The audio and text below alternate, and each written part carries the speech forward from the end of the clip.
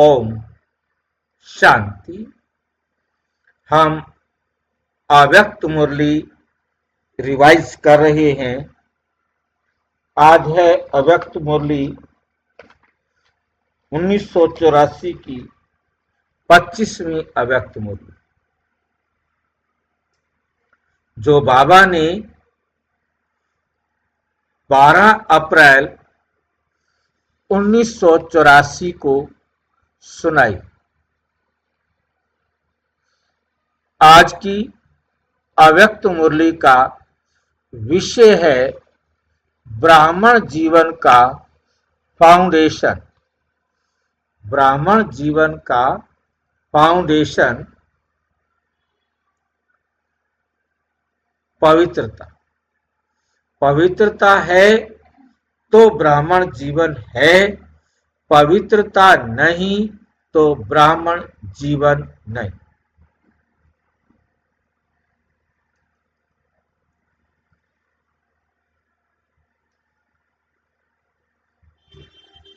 आज बाप दादा सभी होली हंस कहां तक होली बने हैं, कहां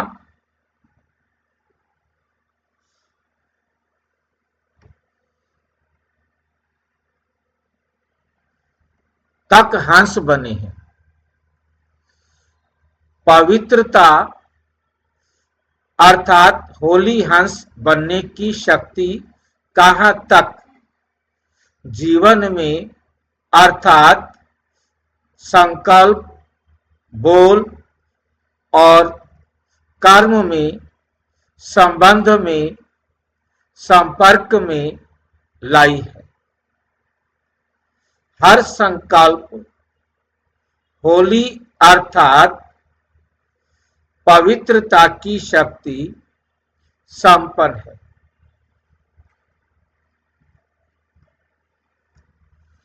पवित्रता अर्थात होली बनने की शक्ति।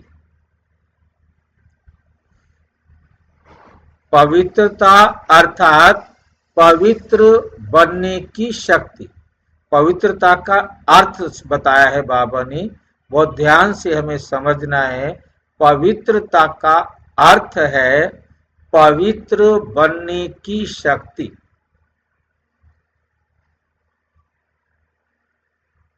कहां तक जीवन में अर्थात जीवन का मतलब हमारे संकल्प में, बोल में और कर्म में, संबंध में, संपर्क में लाई।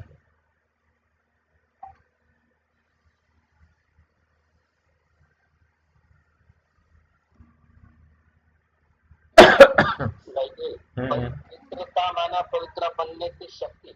हाँ जी। तो कैसे कैसे पवित्र जैसे जितना जितना हम पवित्र बनते जाएंगे, जितना जितना हम पवित्र बनते जाएंगे उतना हमारी पवित्रता है ना। पवित्रता शब्द का मतलब बाबा ने समझाया होली बनने की शक्ति। तो होली की जगह पर होली माना पवित्र।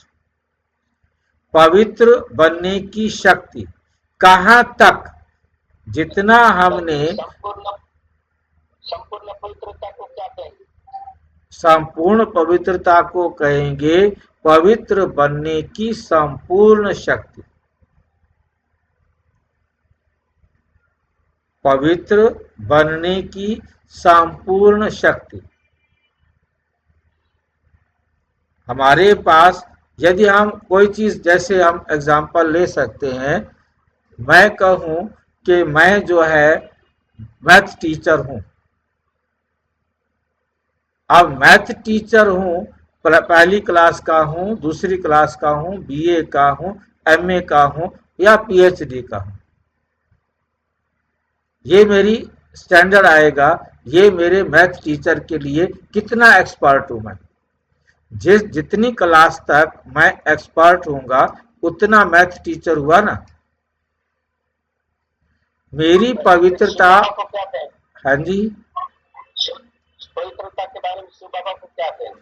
सागर। हाँ, वो तो था है ना, उसके पास तो कोई कमी है ही नहीं। पवित्रता में, परमात्मा में तो कोई कमी है नहीं, उसको तो लिए और कुछ कंपेयर करने के लिए शब्द नहीं है, इसलिए हमें बड़ा से बड़ा उसके साथ शब्द प्रयोग किया जाता है, सागर। परंतु हम कितना पवित्र हैं, हमारी पवित्रता की कितनी शक्ति है हमारे अंदर, उससे कहा जाता है कि हमने अपने जीवन में कहां तक लाई है। पवित्रता की शक्ति, हमने होली बनने की शक्ति कितनी है, पवित्रता मेरे में कितनी है। यदि हम खाली ये होली बनने की शक्ति को हटा दें तो इसका मतलब यह प्रश्न बनेगा, मेरे जीवन में पवित्रता कितनी है। पवित्र तो मैं हूं, परंतु पवित्रता मेरे अंदर कितनी है, पवित्र बनने की शक्ति मेरे अंदर कितनी है, कितना मैंने अपने आप को पवित्र बनाया है। इसलिए मैं वापिस आया। संकल्प, मेरे संकल्प कितने पवित्र है, वो हम अब कितने का मतलब परसेंटेज के हिसाब से देखना चाहते हैं, कितने का मतलब कितना समय, कितने संकल्प मेरे पवित्र चलते हैं, कितने संकल्प मेरे अपवित्रता वाले भी चलते हैं। बोल में मेरी कितनी पवित्रता है, मैं सारे जो कुछ भी बोलता हूं वो बाबा की श्रीमत के अनुसार बोलता हूं या उसमें मैं अपनी मन मत मिक्स कर देता हूं। कर्म में, संबंध में, पवित्रता को फिर नंबरवार कहेंगे हर एक को। हर एक नंबरवार है। बिल्कुल सब बिल्कुल नंबरवार बिल्कुल बिल्कुल, तभी तो नंबरवार ब्राह्मण है। पवित्रता हमारे में नंबरवार है, उसी के आधार पर ब्राह्मण सारे नंबरवार है। जितनी हमारे में पवित्रता है उसी प्रकार से हम नंबरवार बनेंगे। हमारी कर्म में कितनी पवित्रता है, संबंध में कितनी पवित्रता है, संपर्क में कितनी पवित्रता है। संबंध और संपर्क में क्या अंतर होता है, संबंध में संपर्क में क्या क्या अंतर करेंगे इसमें हम।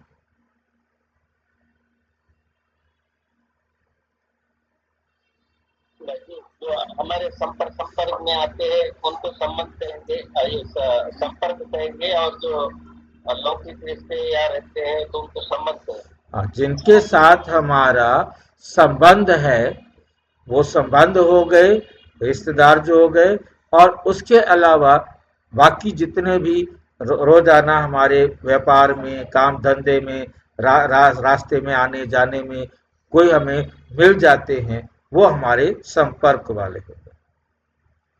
अर्थात पवित्रता की शक्ति संपन्न है, क्वेश्चन मार्क। संपूर्ण पवित्र कहेंगे, संपूर्ण पवित्रता कहेंगे, संपन्न हैं हम, पूरी तरह पवित्र हैं, क्वेश्चन। पवित्रता के संकल्प द्वारा किसी भी अपवित्र संकल्प वाली आत्मा को परख। पवित्रता के संकल्प द्वारा किसी भी अपवित्र संकल्प वाली आत्मा को परख और परिवर्तन कर सकते हैं, और परिवर्तन कर सकते हैं।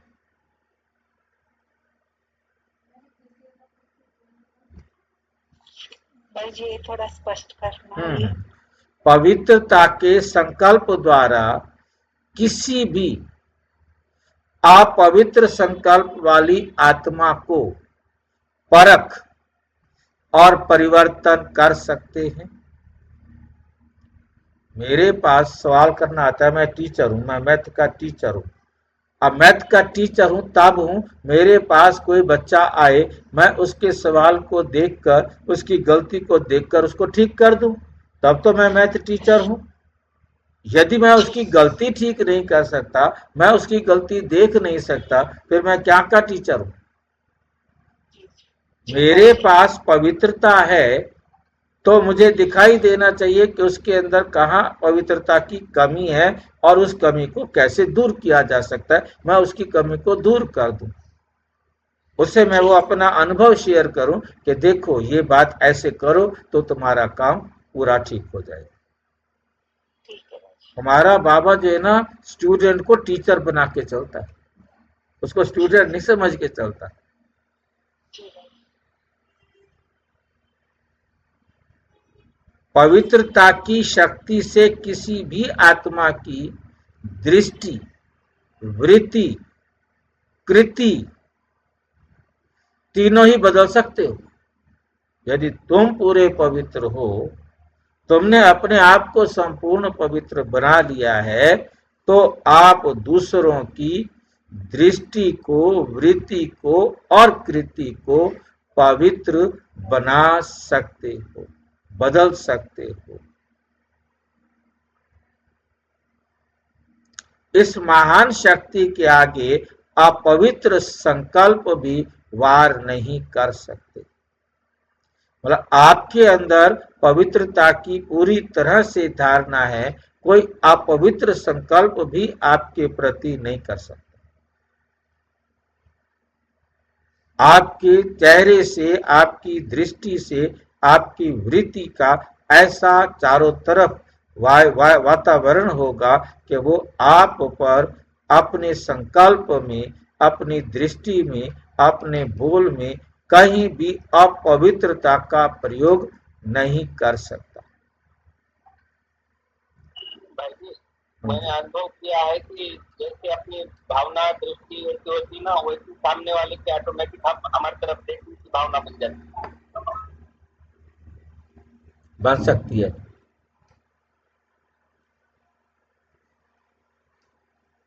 क्योंकि डिपेंड करता है कि कौन दोनों में पावरफुल है। इसमें इस बात को बहुत ध्यान रखना है कि आप मान लो पवित्रता में पावरफुल है, परंतु सामने वाला अपवित्रता में भी पावरफुल है। उसकी अपवित्रता की पावर और आपकी पवित्रता की पावर, दोनों में से कौन पावरफुल होगा, वो प्रभाव डालने में सफल हो सकता है। क्योंकि बाबा तो यहाँ एकदम एक्सपर्ट को देख रहा है। आप यदि फुल एक्सपर्ट हैं, फिर तो आप उसकी गलती को समझ जाएंगे और आपकी दृष्टि, आपकी वृत्ति, आपके संकल्प उसको भी बदल देंगे। और वो यदि बहुत ज्यादा पावरफुल है, परंतु आप 50% पावरफुल हैं, तो वो 80 है, उसका असर आप पर हो जाएगा। हाँ जी।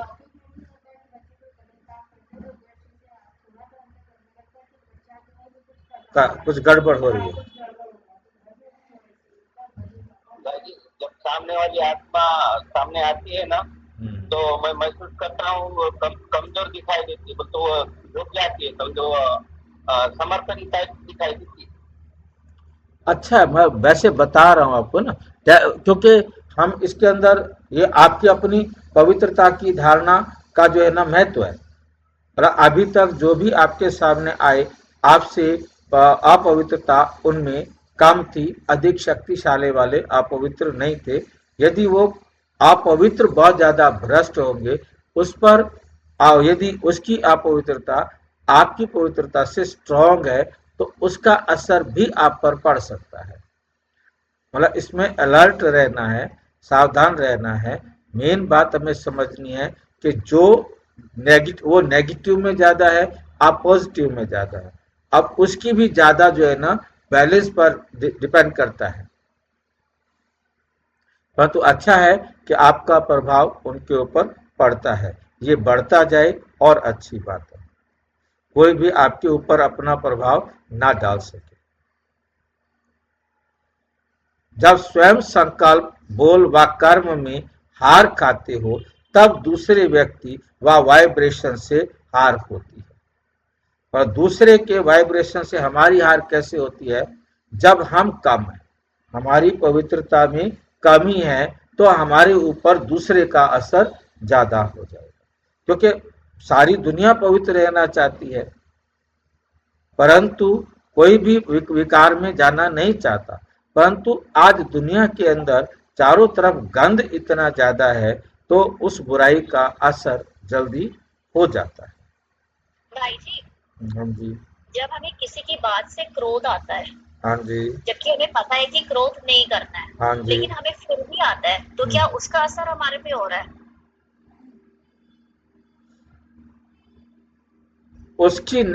उसका जो कार्य करने का कहीं ना कहीं तरीका गलत, ज्यादा खराब है।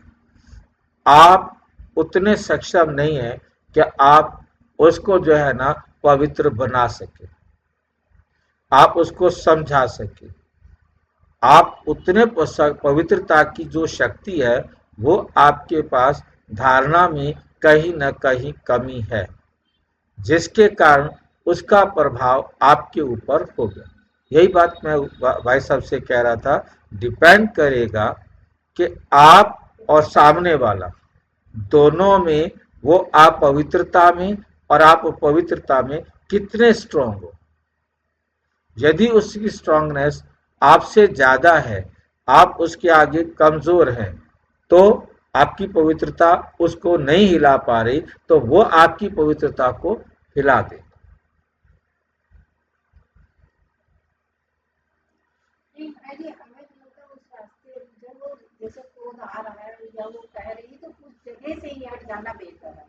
देखो वो तो सोचा माइनस में भी पावरफुल होती है। हाँ हाँ हाँ, बिल्कुल यही यही बात समझनी है आपको। आज सारी दुनिया दुष्टता से भरी हुई है ना, तमो प्रधानता से भरी हुई है ना, और तमो प्रधानता भी अति पर है ना। अब आपने जीरो से पवित्रता को ऊपर करना शुरू किया है, वो तो तमो प्रधानता से भरी हुई है।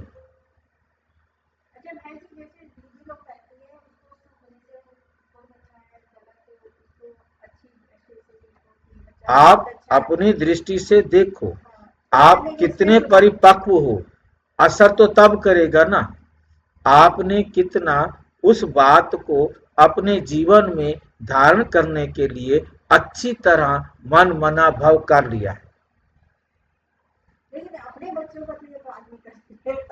नहीं कार्य, देखो मैं वही बता रहा हूँ ना, ये दूसरों का तो हम नहीं कह सकते हैं, खुद के बच्चे जो होते हैं तो उनके पर तो माँ बाप कहते हैं कि ध्यान दे रहे थे कि ये बहुत अच्छी है, बहुत अच्छी है। और जब हमने कोई भी बात अपने जीवन में कितना अच्छी तरह मन मना भाव करके, देह अभिमान हमें नेगेटिविटी की तरफ ले जाता है ना, तमो प्रधानता की तरफ ले जाता है ना, ये हमारी गिरावट का है ना। इसी को तो बाबा कह रहे हैं, संपर्क से हार खाना ये सिद्ध करता है कि स्वयं बाप से सर्व संबंध जोड़ने में हार खाए हुए हैं, क्योंकि हमारा बॉडी कॉन्शियस बाबा के साथ सारे संबंध जोड़ने में हार खाए हुए हैं। हमारे अंदर अभी कहीं कमी है, तब किसी संबंध व संपर्क से हार खा जाते, उनका असर हमारे ऊपर हो जाता है। क्योंकि हमारा बाबा को पकड़ने में कहीं हाथ ढीला है तो उनका असर हमारे ऊपर हो जाता है। पवित्रता में हार खाना इसका बीज है किसी भी व्यक्ति या व्यक्ति के गुण स्वभाव व व्यक्ति व विशेषता से प्रभावित होना। आप बाबा की बजाय उसके प्रति ज्यादा प्रभावित हो गए कि ये ज्यादा अच्छा है, ये ज्यादा अच्छा है। बस जैसे ही सोचा कि ये ज्यादा अच्छा है, बाबा तो किसी काम का नहीं, आपने बाबा को छोड़कर उसकी उंगली पकड़ ली, तो उसका प्रभाव आपके ऊपर होना शुरू हो जाएगा। उसकी अच्छी बातों का भी असर होगा तो उसकी गंदी बातों का भी असर होगा, क्योंकि आपने उसे बाबा से भी अच्छा समझ लिया। बाबा को इतना गुस्सा आता है, अच्छा ये अच्छा है, इसके अंदर जो अच्छाई है वो मेरे से आई होगी ना, अच्छाई का स्रोत तो मैं हूं ना, आपने मेरे को क्यों नहीं पकड़ा, मेरे अंदर कोई बुराई नहीं, तो उसके अंदर एक अच्छाई है, उसके अंदर दो बुराइयां भी हैं। इसलिए हाँ, तो तुम उसके प्रति क्यों आकर्षित हो रहे हो? ना किसी दीदी के प्रति आकर्षित होना है, ना दुनिया में किसी भाई बहन के प्रति आकर्षित होना है। आकर्षित होना है तो सिर्फ बाबा के प्रति आकर्षित होना है। नहीं तो आप देहधारी किसी भी देहधारी के प्रति आकर्षित हुए तो वो अभी संपन्न नहीं है, वो संपूर्ण नहीं है। उसकी असंपूर्णता, उसकी कमी आपको क्या करेगी? प्रभावित ले करेगी डूबेगी, भाई जी। वो ले डूबेगी। मतलब हमारे बाबा की प्राय सीधा होती है एकदम। कोई बीच में मिलावट करने वाला मिलावट करेगा तो गड़बड़ होगी।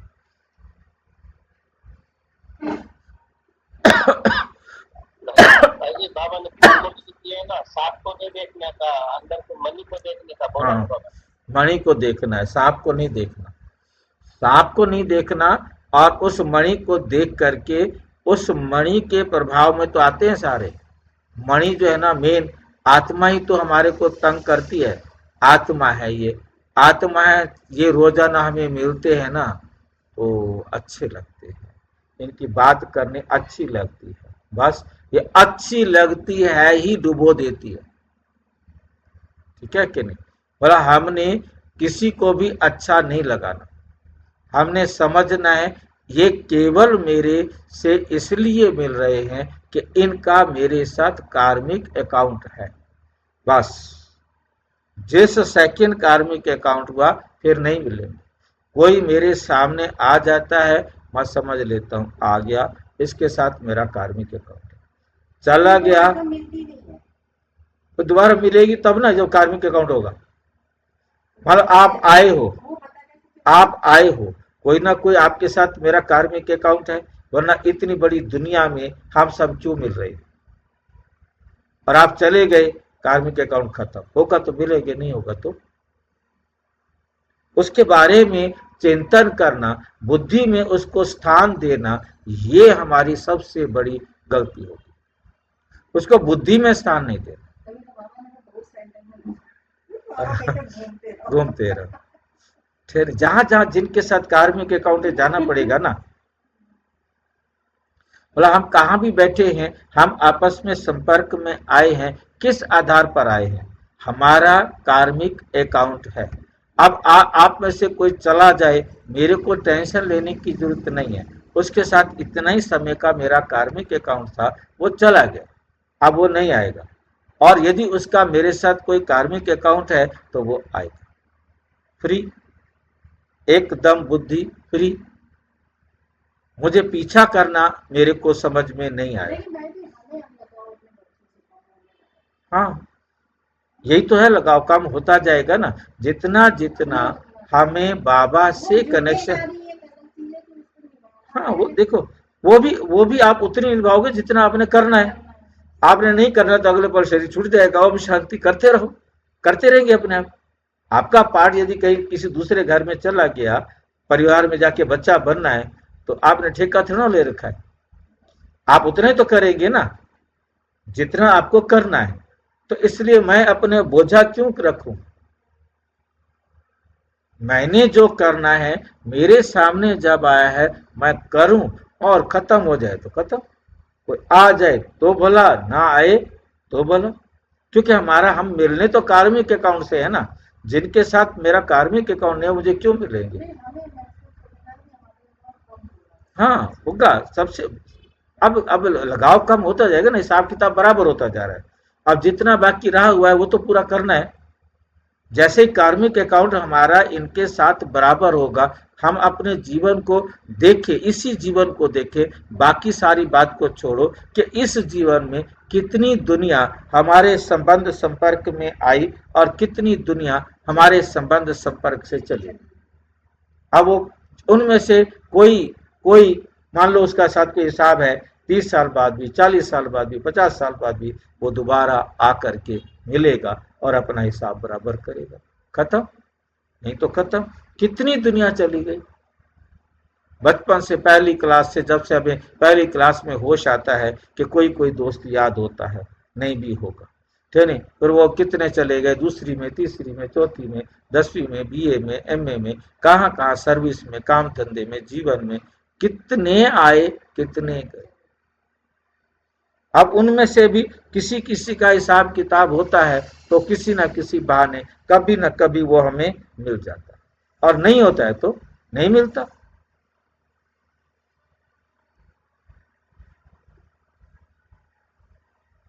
प्रभावित होना नहीं, किसी के भी प्रति प्रभावित होना नहीं, लेकिन बर्बाद होना है। प्रभावित होना नहीं, लेकिन अच्छा ये क्या है, देखिए, ये व्यक्ति या व्यक्त भाव में प्रभावित होना, मतलब हम यदि किसी के व्यक्ति या किसी के व्यक्त भाव में हम प्रभावित हो जाते हैं, ये प्रभावित होना नहीं, लेकिन बर्बाद होना। मतलब कि मैं और उसमें यही तो अंतर है ना। मैं संपूर्ण हूं, मेरे प्रति आप प्रभावित हो, अब आपको दूसरा अच्छा क्यों लगा? मेरे को तो गुस्से, बाबा को तो गुस्सा आता है ना, हो मेरी सजनी और देखते दूसरे के हो, ये मैं कैसे सहन करूं? उतार के गोदी से नीचे फेंक देता है, जाओ जाओ उसके पास जाओ, वहां जब रोने लगे तब मेरे पास आ जाओ। क्योंकि किसी और को देखा क्यों, किसी और के साथ संबंध बनाया क्यों, जरा भी सहन नहीं कर सकता। इतनी जेलिस है बाबा, हमें समझाने के लिए है या अपवित्र बना? उधर क्यों देख रहे? व्यक्ति की व्यक्तिगत विशेषता व गुण स्वभाव मेरे तो दिए हुए हैं।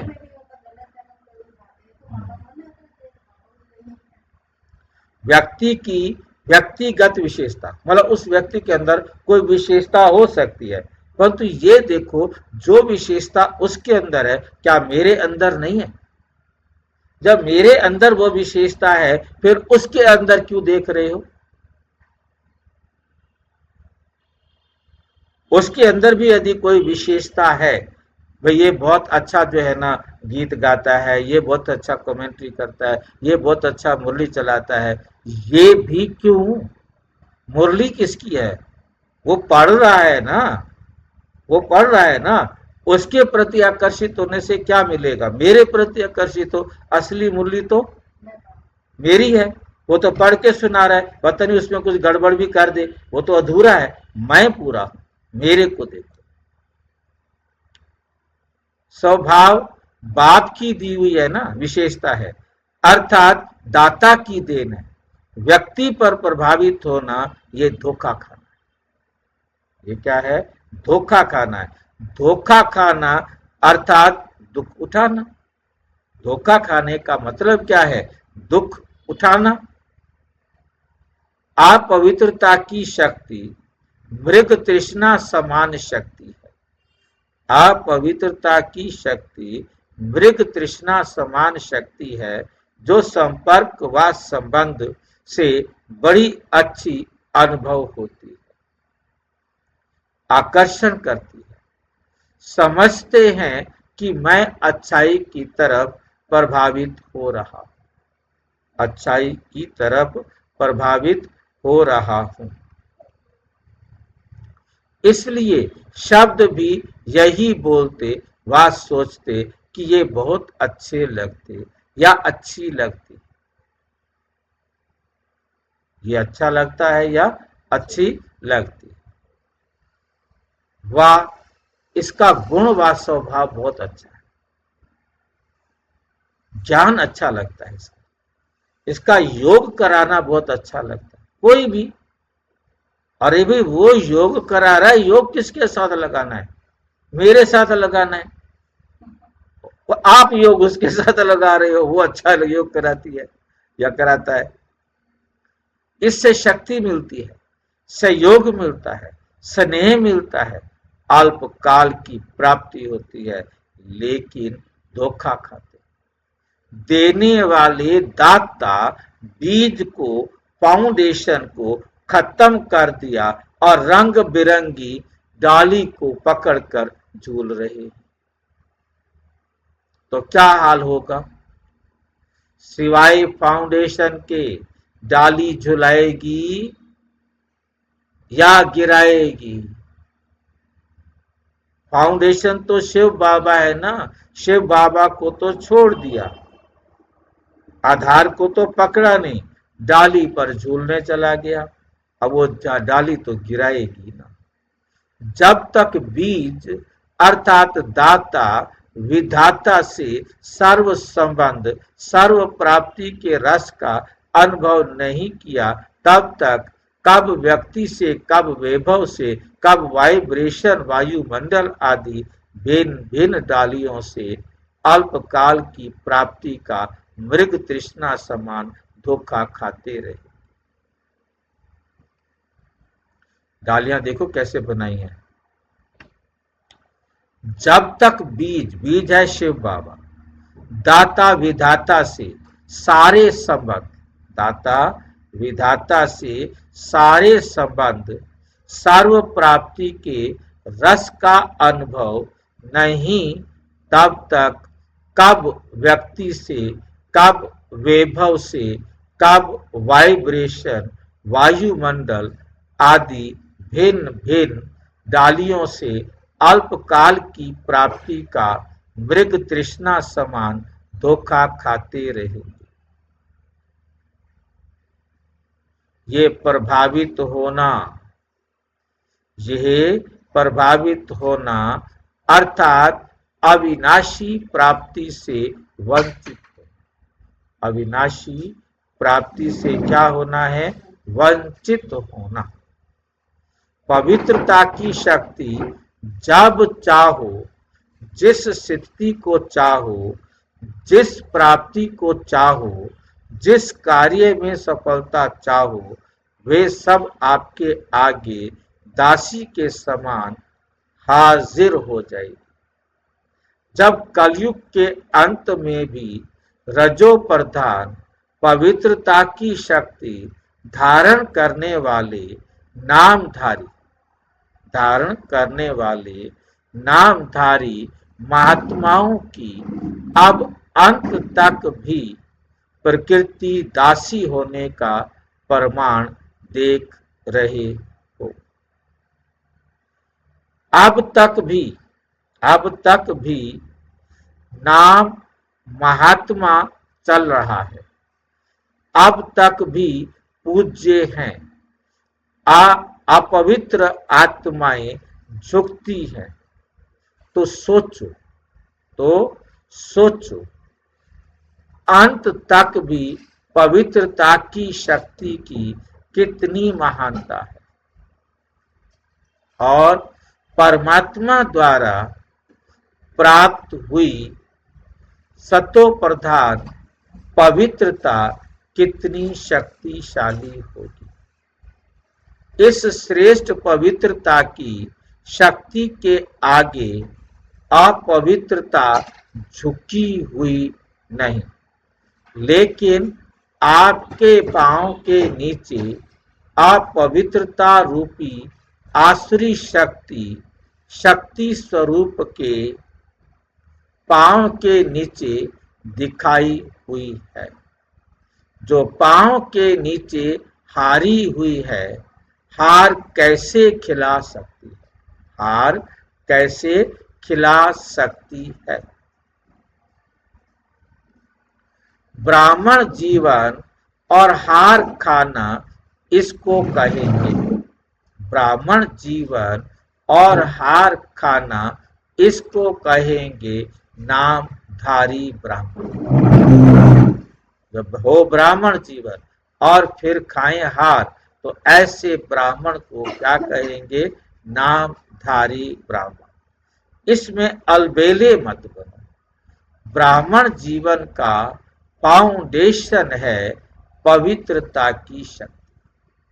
ब्राह्मण जीवन का फाउंडेशन है पवित्रता की शक्ति। अगर फाउंडेशन कमजोर है, अगर फाउंडेशन कमजोर है, तो प्राप्तियों की 21 मंजिल वाली बिल्डिंग कैसे टिकेगी? हमारी प्राप्तियों का जो कमजोर है, हमारा फाउंडेशन कमजोर है, और उस पर हमने 21 जन्मों के लिए अपना भाग्य बनाना है, वो कैसे बनेगा? 21 मंजिल वाली बिल्डिंग कैसे टिकेगी? यदि फाउंडेशन हिल रहा है तो प्राप्ति का अनुभव सदा नहीं रह सकता, अर्थात अचल नहीं रह सकते। वर्तमान युग को व जन्म की महान प्राप्ति का अनुभव भी नहीं कर सकते। युग की श्रेष्ठ जन्म की महिमा गाने वाले ज्ञानी भक्त बन जाएंगे। फिर आप क्या बन जाएंगे? जो अच्छे हैं ना भाई बहन, उनके महिमा गाने वाले भगत बन जाएंगे। समझा? वो आपके इष्ट देव बन जाएंगे और आप उनके महिमा गाने वाले भगत बन जाएंगे।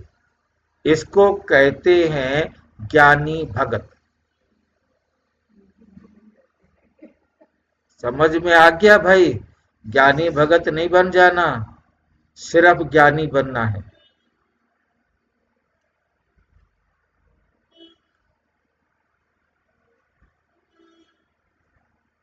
अगर, हाँ जी, हाँ, बिल्कुल बिल्कुल बिल्कुल।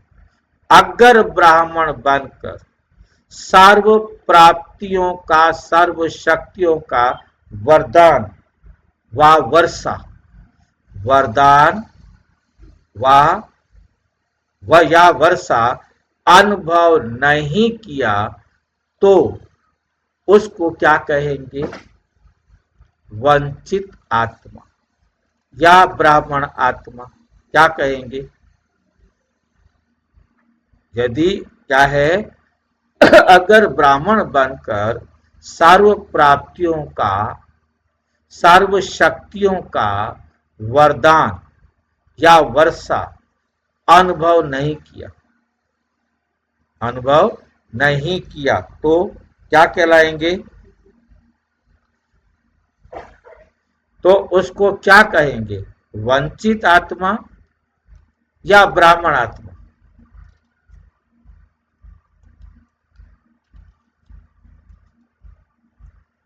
वंचित वंचित।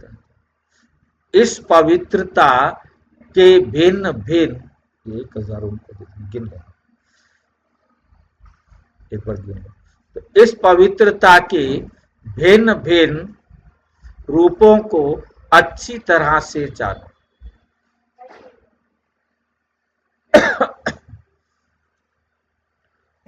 स्वयं के प्रति कड़ी दृष्टि रखो, स्वयं के प्रति कड़ी दृष्टि रखो। बोला लो, दे दो, दे आओ।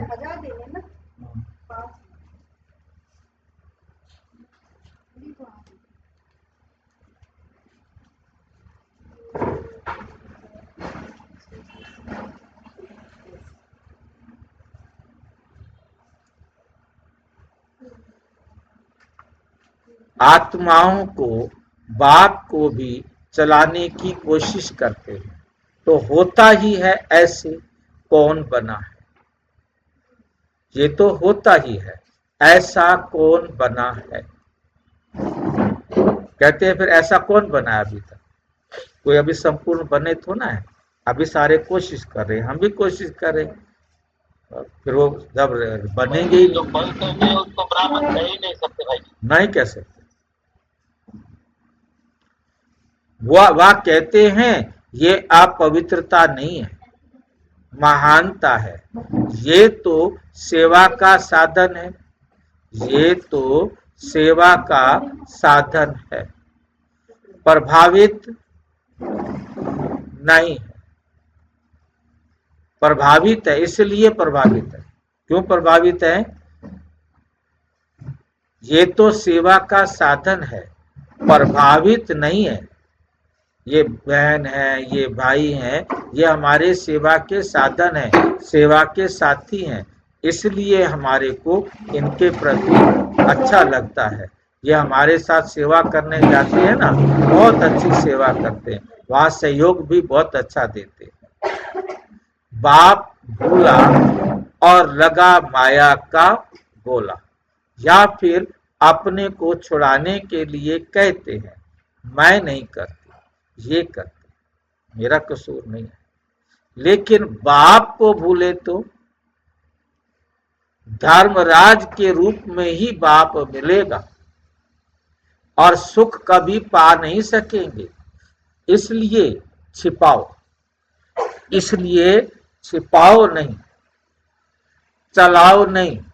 इतना तो चलता है, अभी सारे कर रहे हैं, सारे पवित्र बने क्या हैं, उनमें देखो उनमें भी कमी है, उनमें भी कमी है, मेरे में भी कमी है, कोई बड़ी बात थोड़ा है। आखिर टाइम लगता है सुधरने में, बाबा कहता है टाइम तो लगता है परिवर्तन करने में, अच्छा बनने में, इतना आसान तो नहीं है कि अच्छे बन जाए।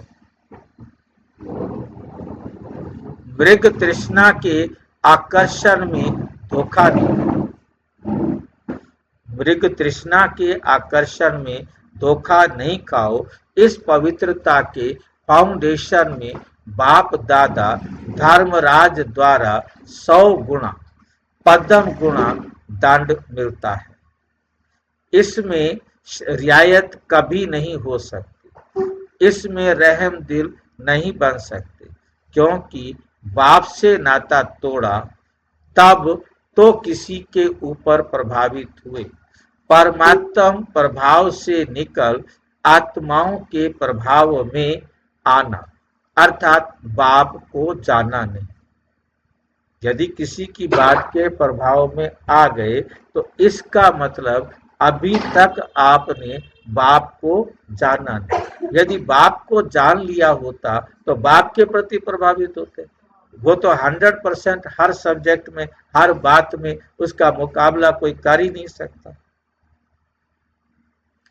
ऐसे के आगे बाप बाप के रूप में नहीं, धर्मराज के रूप में है। जहां पाप है वहां बाप नहीं, तो अलबेले नहीं बनो।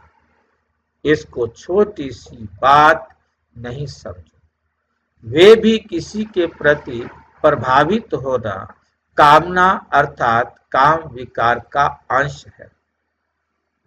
किसी के प्रति भी प्रभावित होना ये कामना है कि इसके पास मेरे सारी इच्छाएं पूरी हो जाती है, क्योंकि कहीं ना कहीं कोई इच्छा पूरी हो रही है ना, चाहे ज्ञान सुनने की हो, चाहे योग लगाने की हो, मतलब वो भी कामना ना बन जाए, क्योंकि हमने उसके प्रति व्यक्ति किसी भी व्यक्ति विशेष के प्रति आकर्षित नहीं होना,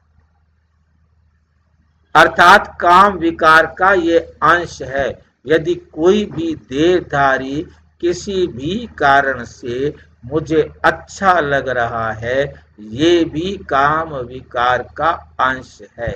चाहे वो योग लगाने के लिए आपको अच्छा लग रहा हो, चाहे मुरली सुनाने के लिए आपको अच्छा लग रहा हो, या कोई और विशेषता किसी के अंदर देखकर आप उसको अच्छा समझ रहे हैं, ये हमारी सेवा के साथी है ना। सेवा में जाने में इनका बहुत अच्छा सहयोग मिलता है। सहयोग मेरा ले लो ना, शिव बाबा कहता है, उसका क्यों ले। ऐसा दुश्मन कोई देखा है भाई? किसी ने देखा है ऐसा दुश्मन जो किसी दूसरे की तरफ देखने भी नहीं देता, दूसरे के बाद दूसरे के प्रति सोचने भी नहीं देता, उसकी सारी जड़ें शुरू से ही काट देता है? ये दुश्मन ठीक है? ये बाबा ठीक है या हम ठीक है? प्यारा बाबा है भाई जी, तो प्यार भी आ गया बाबा से। हमारे कल्याण के लिए करते हैं भाई जी। चलो ठीक है, आपको अच्छा लग रहा है तो बहुत अच्छी बात है। बिना कामना के प्रभावित नहीं हो सकते। यदि हमारी कामना ना होती तो हम उसके प्रति प्रभावित नहीं हो सकते। ये टीचर बहुत अच्छा है, सारे सवाल समझा देता है। ये कामना है। हाँ, वे कामना भी काम विकार है, महाशत्रु है। ये दो रूप में आता है। कामना या तो प्रभावित करती है या परेशान करेगी, क्योंकि वो इच्छा पूरी नहीं होगी। आज तो मुरली आई नहीं, मजा नहीं आ रहा।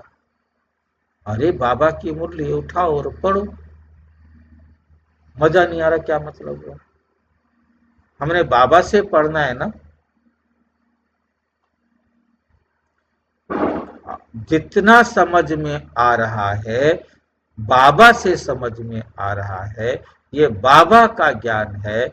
इसलिए जैसे नारे लगाते हो ना, काम विकार नरक का द्वार, काम विकार नरक का द्वार, नारे लगाते हैं ना, ऐसे अब अपने जीवन के प्रति ये धारणा बनाओ कि किसी भी प्रकार की अल्पकाल की काम किसी भी प्रकार की अल्पकाल की कामना मृग तृष्णा के समान धोखेबाज है। अब ले जाइए।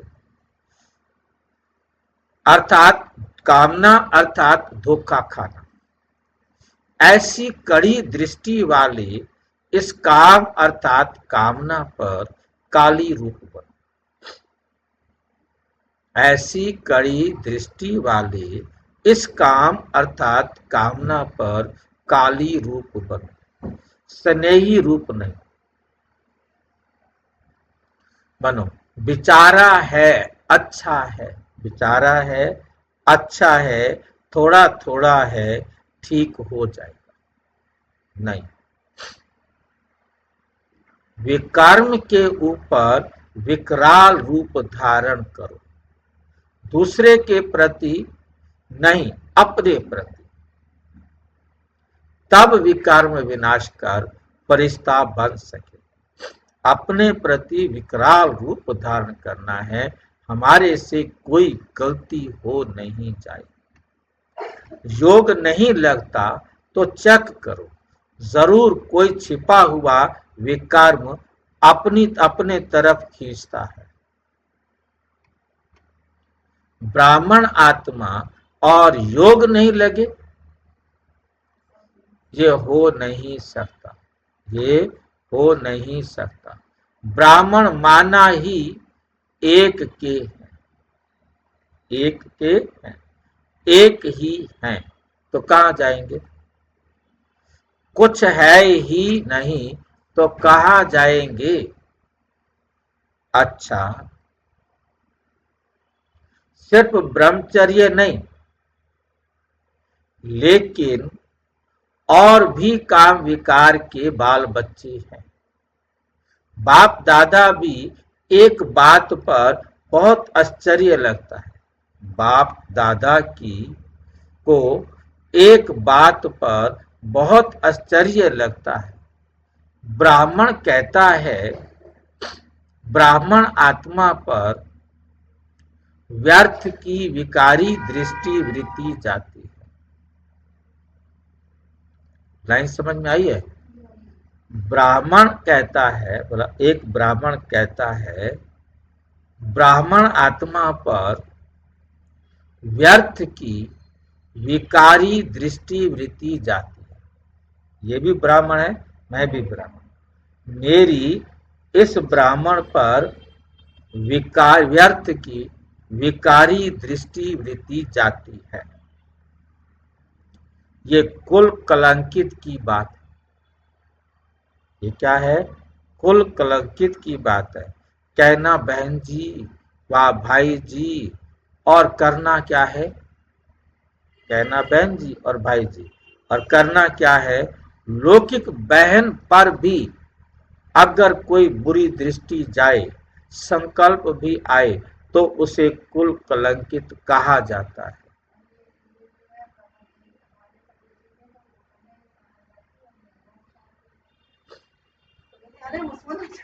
हाँ। उसमें नहीं है ना, उसमें अरे वो बहुत बेकार। वही हमें याद आ गया। हाँ। एक पंडित दूसरे पंडित को समझा रहा है कि वहां मत जाओ, वो बहुत बेकार। हमने कहीं नहीं छोड़ दिया, मैंने बताएंगे। तो उस कुल कलंकित का मतलब यहाँ बी के भाई बहनों की बात है बी के भाई बहन। आप बी के भाई बहन आपस में कहेंगे तो बहन जी और भाई जी, परंतु दृष्टि वृत्ति खराब जाती है। तो यानी अगर कोई बुरी दृष्टि जाए, संकल्प भी आए, उसे क्या कहेंगे? कुल कलंकित। तो यहाँ क्या कहेंगे? एक जन्म के लिए नहीं, एक जन्म के नहीं, लेकिन जन्म जन्म का कलंक लगाने वाले, राज्य भाग्य को लात मारने वाले ऐसे पदम गुणा विकर्म कभी नहीं कर। ब्राह्मण बन के, ब्रह्मा कुमार ब्रह्मा कुमारी बन के फिर यदि दृष्टि वृत्ति खराब जाती है तो न केवल एक जन्म का, अनेक जन्मों का अपना खाता क्या कर देते हैं? खराब कर देते। पद्म गुणा विकर्म कभी नहीं करना। ये पद्म गुणा विकर्म, ये विकर्म नहीं, ये महाविकर्म है। इसलिए सोचो, समझो, संभालो। यही पाप जमदूतों की तरह चिपक जाएंगे। अभी भले समझते हैं बहुत मजे में रह रहे हैं, कौन देखता है, कौन जानता है, लेकिन पाप पर पाप चढ़ता जाता है और यही पाप खाने को आएगा। फिर बाद में यही पाप आपको क्या करेगा? अंत में खाने को आएंगे। बाप दादा जानते हैं कि इसकी रिजल्ट कितनी कड़ी है। जैसे शरीर से कोई तड़प तड़प कर शरीर छोड़ता है, वैसे बुद्धि पापों में तड़प तड़प कर शरीर छोड़ेगी। सदा सामने जिसको शरीर छोड़ने में कठिनाई होती है, बहुत दिन तक लटके रहता है, तो समझ के पास पाप कर्म ले।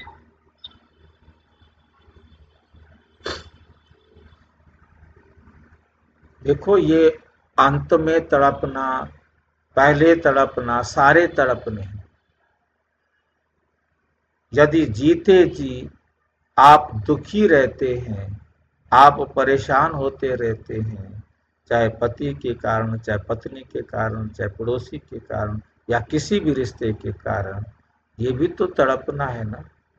आप बाबा को याद नहीं बाबा कर। ने कहा है, बाबा कहते हैं कि योगी रहेगा शरीर तो इच्छा से छोड़ते। योगी योगी जो होते हैं ना, अपना शरीर तो इच्छा से छोड़ते हैं, तो सबका शांति फैल जाती है। भाई जी, लास्ट की बात तो लास्ट की है। ये जरूर नहीं कि लास्ट में हिसाब बराबर होंगे। हिसाब तो कभी भी बराबर हो सकते हैं ना।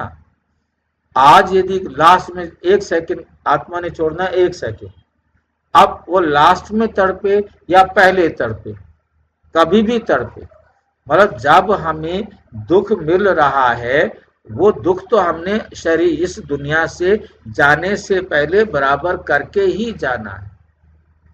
ये नहीं हो सकता कि हमारा दुख लास्ट तक रुका रहे कि अभी मरने के टाइम पर हिसाब बराबर करेंगे। अब भी तो हिसाब बराबर कर रहे हैं। हम यदि तड़पने बैठ गए, रोने बैठ गए, किस्मत खराब है, क्या करूं, टेंशन ले ली, नहीं नेगेटिव तो होगा, पर तो ये भी तो किसी कर्म का फल मिल रहा है ना।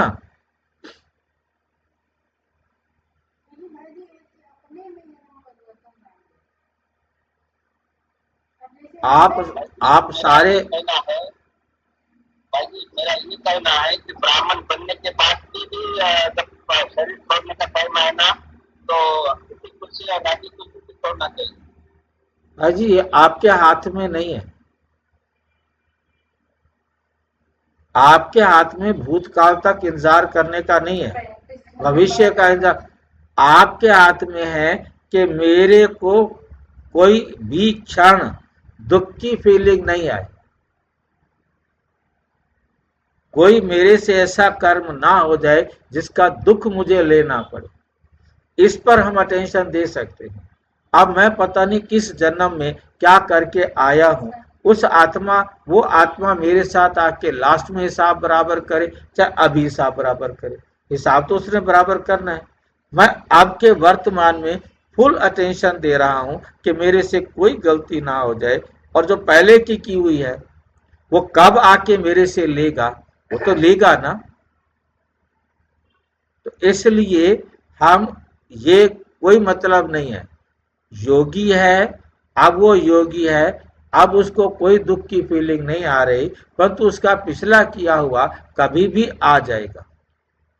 अब उसके पास फेस करने की सामर्थ्य है नहीं है, वो डिपेंड करेगा उसके पार्ट के ऊपर, उसके पार्ट के ऊपर, ठीक है नहीं, उसके अपने ऊपर नहीं। क्योंकि रहा हुआ है तो उस समय सुना सुना अच्छी तरह धारण किया हुआ भी ज्ञान विस्मृत हो जाएगा उस दुख को लेने के लिए। हाँ जी। जैसे पिछले जन्म में जो भी आत्मा अपने, तो वो जैसे हमसे बदला ले रही है, हाँ, हमसे बदला ले रही है, तो क्या हमने उसके साथ में ऐसा करा किस है? जन्म में किया होगा तो वही बदला ले रही है। वही बदला अच्छा, लेगा। फिर उसके बाद में वो आत्मा सही भी हो जाती है, हाँ तो उसको महसूस भी होता है, वो हमारे साथ में ही हुआ है, हाँ हाँ उसको महसूस भी हुआ है कि हमने बहुत गलत काम किया है। फिर बिल्कुल आपस का ही रिश्ता था, जैसे माँ बेटी का, हाँ, इसी वो हो टाइप जाता है का। फिर। हाँ, तो थोड़ा हमें जिसे अंदर से लगता है कि हमने तो कभी शिक्षा भी नहीं दी, इस जन्म में नहीं दिया, परंतु किसी जन्म में दी होगी। अच्छा, ये चीज हमें नहीं समझ में आ रही थी कि हमने तो नहीं कभी, मतलब हम किसी का पैसा पड़ा है कुछ, हमसे नहीं मतलब, हमें अपनी चीज से मतलब है। अच्छा, उसके जैसे खत्म होने ठीक के है। बाद में, हाँ, तो वो चीज जो हमें मेन समझना है कि कोई भी यदि मुझे सुख दे रहा है वो मेरा दिया हुआ दे रहा है, और यदि वो दुख दे रहा है वो मेरा दिया हुआ दे रहा है। मैंने नहीं दिया जिसको, वो मुझे देने के लिए कभी दिखाई नहीं देगा,